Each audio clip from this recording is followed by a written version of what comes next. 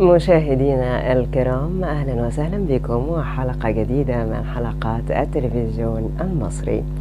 مشاهدينا الكرام، مبدئيا بعتذر عن هذه الفترة التي تغيبت فيها، ولكن طبعا حضراتكم كلكم عارفين السبب المؤسف والمزعج لذلك.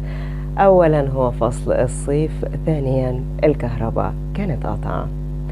مشاهدينا الكرام، في حلقة اليوم هنتكلم عن موضوع بيخص كل الصيف والمصيفين وغير المصيفين. صيف يساوي عرق. مشاهدينا الكرام، بالنسبة للعرق احنا هنستثني 3 فئات من موضوع رائحة العرق الكريهة. الفئة الأولى مشاهدينا الكرام هم العامل الشقيان اللي بيركب جنبك المواصلات بعد ما تكون طلعت عينه طول اليوم في الشغل. الفئة الثانية هم الأطفال في سن المراهقة، لأن طبعا تغيرات. الفئة الثالثة هي المرأة أثناء التغيرات المناخية، أثناء التغيرات الهرمونية.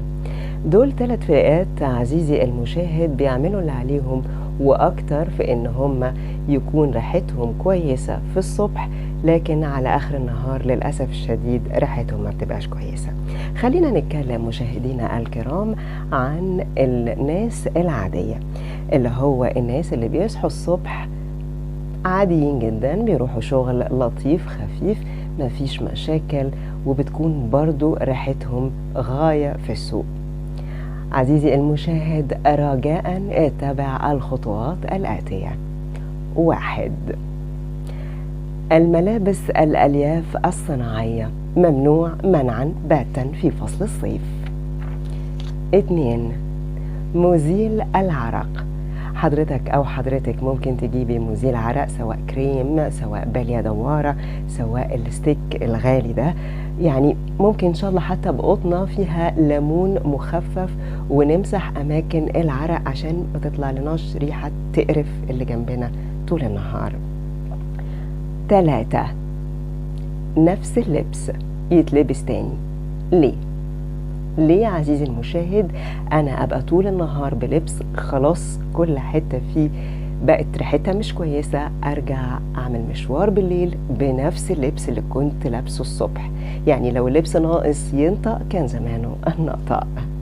يعني لو في صعوبة في غسيل اللبس فممكن حضرتك أو حضرتك تعملوا بخاخ صغير فيه مية وفيها بعض النقاط من الديتول المخفف طبعا، أو بخاخ كحول، ونرشرش كده الهدوم لو مضطرين ومفيش غيرها نلبسها وما عندناش وقت نغسلها إن شاء الله على إيدنا كده بالليفة والصابونة أو بالصابونة بس.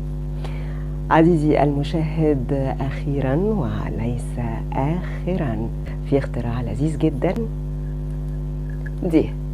دي عزيزي المشاهد اختراع منذ آلاف السنين، ب20 جنيه أو 25 جنيه ممكن حضرتك تجيبها من أي حتة، وهي فلة تتصاحب عليك بسهولة جدا وتضري على قلبك وعلى مناخيرنا.